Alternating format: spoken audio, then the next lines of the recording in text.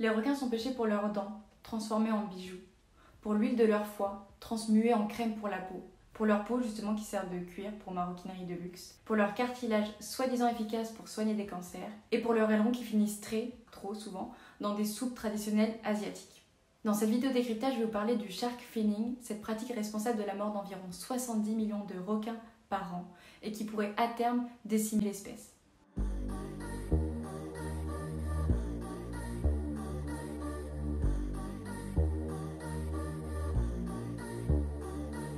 Le shark finning est littéralement en français la pêche aux ailerons de requin. La pratique consiste à capturer l'animal pour lui couper la nageoire caudale et les ailerons avant de le rejeter en mer, vivant mais mutilé, parce que sa valeur marchande est trop faible et que les pêcheurs ne veulent pas s'encombrer avec la carcasse. Dans l'impossibilité de se mouvoir et donc d'oxygéner ses branchies, le requin coule et meurt lentement, non sans souffrance. Signe de réussite et de bonne santé, l'aileron du requin aurait également quelques vertus aphrodisiaques. Le commerce des ailerons de requin est le deuxième le plus lucratif après la drogue et vaut plusieurs milliards d'euros. On estime ainsi à peu près à 500 € le prix d'un kilo d'aileron.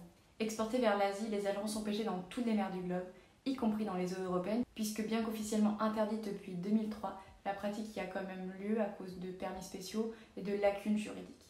Derrière ce commerce, il y a également beaucoup de braconnage et des mafias asiatiques qui opèrent dans le monde entier. Je vous invite d'ailleurs à voir le film Les Seigneurs de la Mer, qui montre la puissance et l'ampleur d'une de ces mafias au Costa Rica, pays pourtant connu pour son respect de l'environnement. La pratique de la pêche aux ailerons de requin est bien responsable du déclin des populations dont la faible fécondité ne permet pas de compenser les pertes. In fine, ça se répercute sur les écosystèmes marins dans leur globalité. Exterminer les requins, grands prédateurs des fonds marins, derniers dinosaures présents sur Terre depuis 400 millions d'années, symbole de la vie sauvage ayant survécu à 5 crises majeures d'extinction. Pour assouvir les désirs et les croyances d'une clientèle humaine, c'est purement et simplement détruire la nature.